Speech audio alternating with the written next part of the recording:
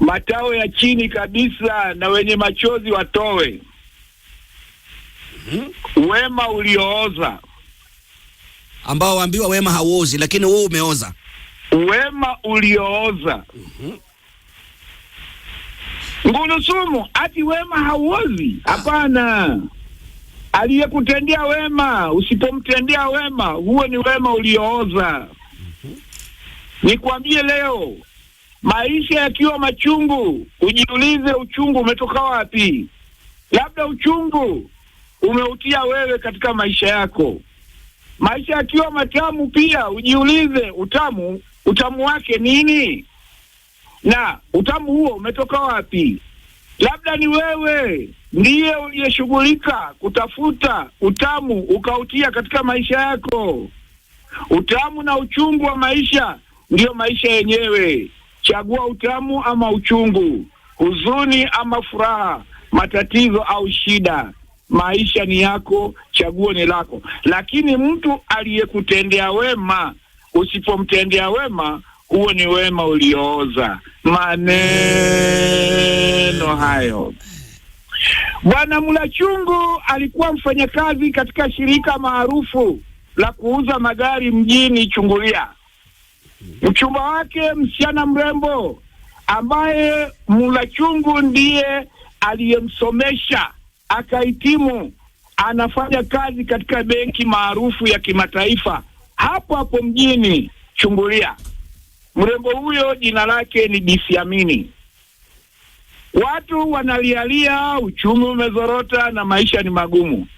Bwana Mulachungu na mrembo Siamini pia wanalialia huko vipembeni huko. Leo miezi miwili Bwana Mulachungu anaishi katika nyumba ya mchumba wake Bi Siamini. Ati ameshindwa kulipa kodi ya nyumba yake huko anakoishi Shauri Roho. Kazini hajalipwa mishahara ya miezi mitatu. Amefungiwa nyumba. Yuko kwa Bi Siamini hadi lini sijui. Ati wema hauozi. Hapana. Mtu aliyekutendea wema, usipomtendea wema, huo ni wema uliooza. Maneno hayo. Jana jioni Mulachungu alitoka kazini akilia. Akajibwaga kwenye kochi kwa machozi. Bi Siamini akamuuliza, "Kuna nini mchumba wangu mpenzi Mulachungu?" Alijibu kwa kilio haswa, "Mpenzi wangu Siamini, shirika letu limefungwa. Limefilisika. Uchumi mbaya. Nimefutwa kazi. Hivi sasa sina kazi. Wamebaki wachache tu kazini." Siamini alisikitika sana. Akauliza kwa huruma, "Sasa utafanya nini mchumba wangu mpenzi Mulachungu? Maana maisha lazima yaendelee." Mulachungu alifuta machozi akamtazama Siamini. Akasema, "Wakunisaidia ni wewe mchumba wangu mrembo Siamini. Mimi nilisomea elimu ya uchumi na biashara. Unitafutie dola 400 za Marekani kutoka popote au katika benki yenu huko nakofanya kazi, unipe nianzishe biashara. Nitafanikiwa zaidi katika maisha mpenzi wangu Siamini." Ngulusumu, ati wema hauozi? Hapana. Mtu aliyekutendea wema, usipomtendea wema, huo ni wema uliooza. Maneno hayo. Bi Siamini alishuka alipoambiwa dola 400. Hakujua angetoa wapi wala angepata vipi. Lakini baada ya siku 8 za kukuna kichwa na kucheza karata zake, alimletea Bwana Mulachungu dola 400 za Marekani. Mulachungu alishukuru sana. Akamwambia Siamini, "Hakika umeyaokoa maisha yangu. Pesa hizi nitazitumia vizuri sana katika biashara, nipate faida hadi mimi pia ninunue nyumba nzuri kama hii yako. Tutaoana tuishi kwa furaha mpenzi wangu kama mfalme na malkia wake." Kesho yake kulipokucha, Mulachungu aliondoka kwenda kujipangia biashara, lakini hajarudi hadi leo siku ya 10. Siku ya 12 habari zilienea mitandaoni kwamba dola nyingi ziliibwa katika benki maarufu mjini. Anayeshukiwa kwa wizi ni Siamini, mfanyakazi wa hapo. Polisi na makachero walitumwa kwenda kumkamata Siamini nyumbani kwake Jumapili asubuhi ili apelekwe kwenye kituo cha polisi.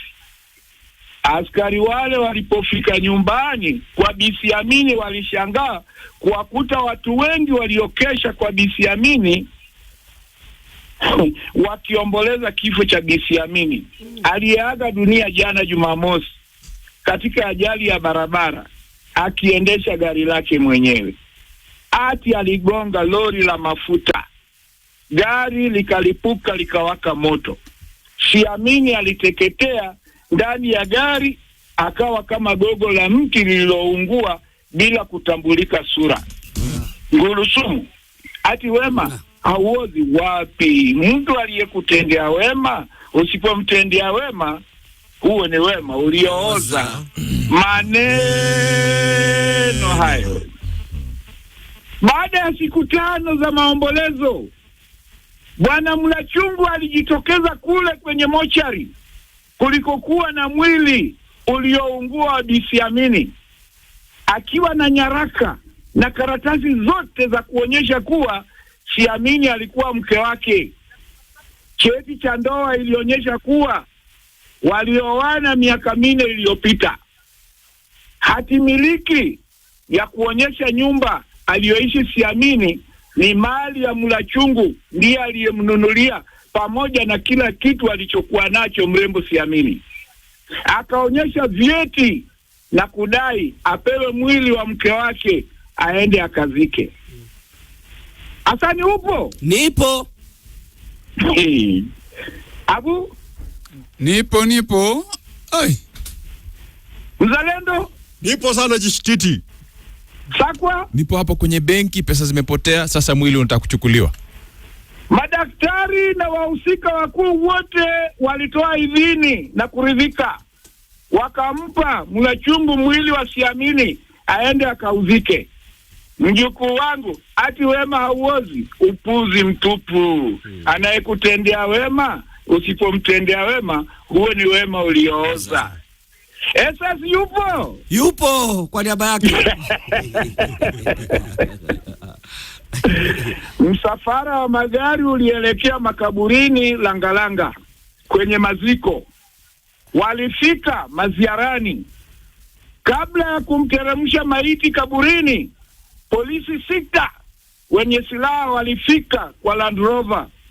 Wakashuka wakiandamana mwanamke mrembo. Wakasema, subirini, msivike. Siamini akasema, akawaambia polisi aliyokuja nao, ndiye huyu jambazi, gaidi, mwizi, tapeli aliyetoroka na dola 400,000. Akanyakua nyumba yangu na vitu vyote.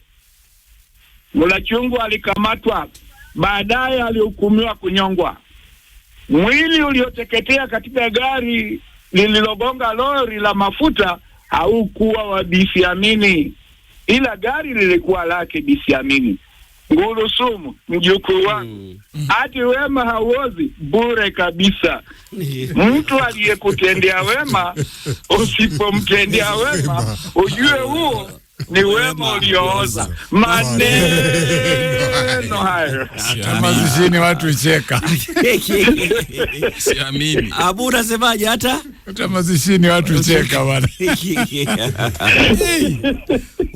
Huu ni wema uliooza huu. Yaani amechukua mwili ambao uliteketea katika gari kwa sababu ya gari. Alafu anaona mzimu wenyewe umekuja, unasema hapana, huyo aliyechukua mwili ndiye acha ikae. Anaitwa Babu Kanuvekei. Isolo. Umemwitaje Abu? Isolo. Ni kwa maana ya nzige hapa. Simba. Ndo simba yule. Isolo ni simba. Kanuvekei, una nini huko kabla sijampisha Samia man? Aha. SS ananiambia amekubali tangu wiki iliyopita na wiki anasema mwaka umeanza vizuri sana 2020. Mbao ninaona arafa yake hapa. Na arafa yake unajua analeta uso kwa macho. Na huwa ni arafa fupi zenye herufi kubwa. Tena arafa ya busara na akili. Anasema afadhali akose hela jinsi alivyokosa lakini asikose akili na busara. Naam. Swali. Kuanzia majuma yajayo ndugu Job Mokaya aliniambia kwamba maswali haya yatakuwa yanadhaminiwa na kamusi teule.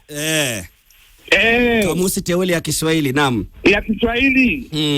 Asante sana Jobu. Jobu kwa kikwetu manake ni kazi. Asante sana kazi. Hata kwa kwetu Yakubu ni kazi.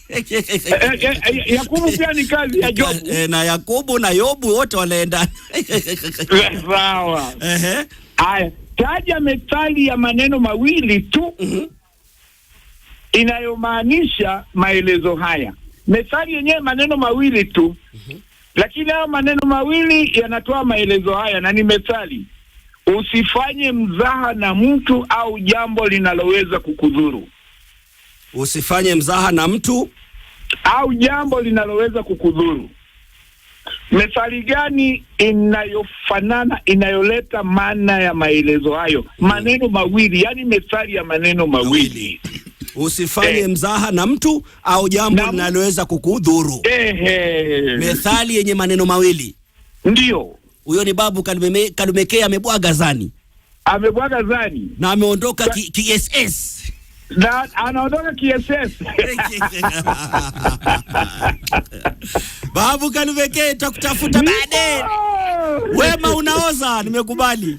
Wema unaoza, kuanzia leo mjue wema unaoza. Yaani wewe unavyobadilisha maisha. Vya mfunguni hatuinami tena, ni kusonga tu na vitanda bana. Ukitaka cha mfunguni hamisha kitanda. Hamisha kitanda.